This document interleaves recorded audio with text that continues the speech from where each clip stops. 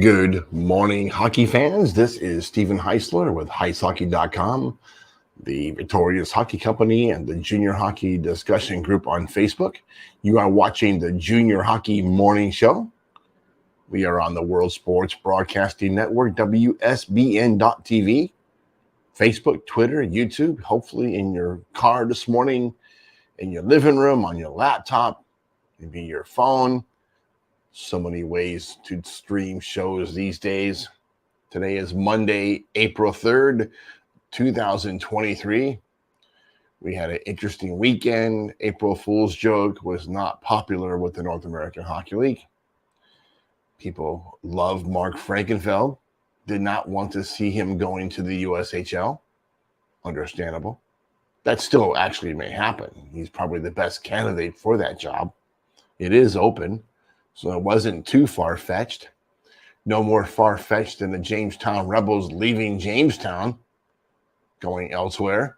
That happened. Interesting enough. In last night's only North American Hockey League matchup, the Chippewa Steel moved into third place in the Midwest Division, thanks to a 6-2 win in Anchorage, as they took 2 of 3 games in this series against my Wolverines. Like Chippewa, like Casey, good coach, kind of wanted them to lose last night. But that's the homer in me speaking, and maybe that jersey over my shoulder speaking. That's okay. That's not this morning's topic. Today we talk about the North American Hockey League Central Division. That's what we do on Mondays this time of year. The NAHL Central Division must have taken exception to the idea that any other division may be trying to take the claim as the most competitive Midwest. While Austin has captured the division regular season flag, the remaining 6 teams are all in a dogfight to determine the last 3 playoff spots. This will make the final 4 games more entertaining than another slapshot movie. Interesting when all 4 teams are in it. Let's start with the Austin Bruins, 33-14, 3-6, 75 points. Now that Steve Howard's Bruins can hang the regular season championship banner in the rafters, has Howard taken the foot off the gas in an effort to conserve energy for the playoffs? I would not say that's exactly the case after getting swept in the home-and-home series against St. Cloud. The last 4 games were all against Minot, beginning this week in the Dakota. Should be a fun series.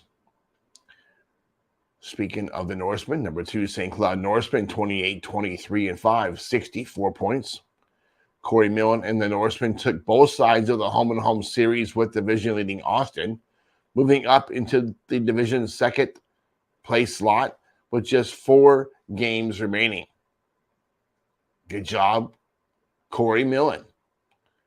Number 3, North Iowa Bulls, 29-24, 2-1, 61 points, just 3 points behind the Norsemen. Todd Sandin's Bulls were swept at Bismarck over the weekend, creating a chaotic logjam in the battle for 3rd and 4th place. The Bobcats visit Mason City this weekend, giving the Bulls another crack at the Cats. Another big series. Number 4, Minot Monotoro's, 28-26, 1-1, 58 points.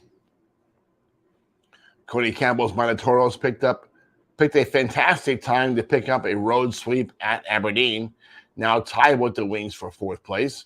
Minot is just 3 points behind currently 3rd place North Iowa with 4 games to go. That's the good news. The bad. There's always bad news when you have good news, right?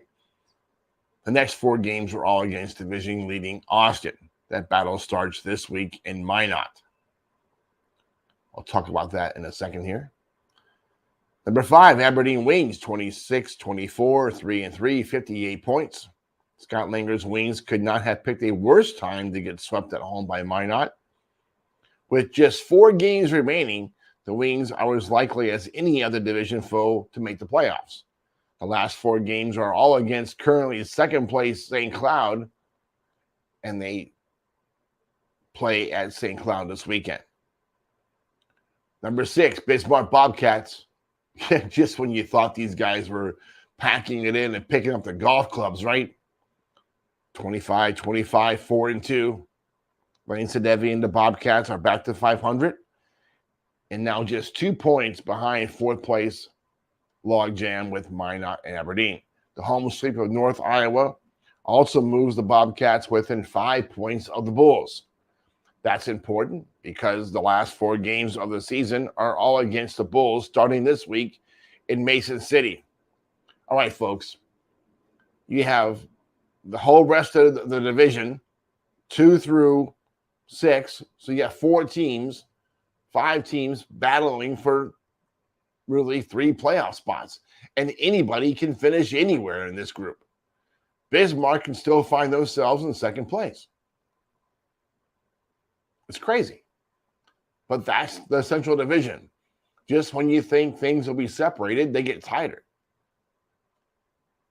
Very crazy. And some of these teams are sliding a little bit. Some are really making a move. Minot's making a move. Was kind of surprised by what happened to Aberdeen.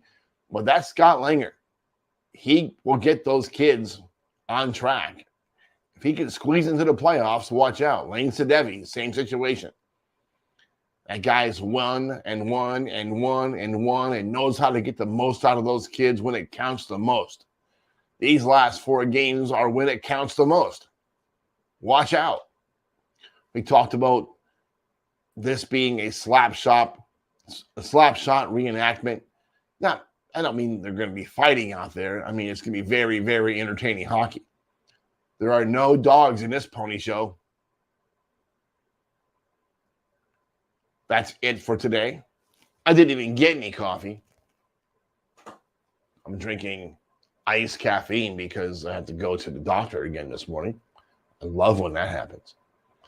So that's it for today. We hope that you can enjoy your morning coffee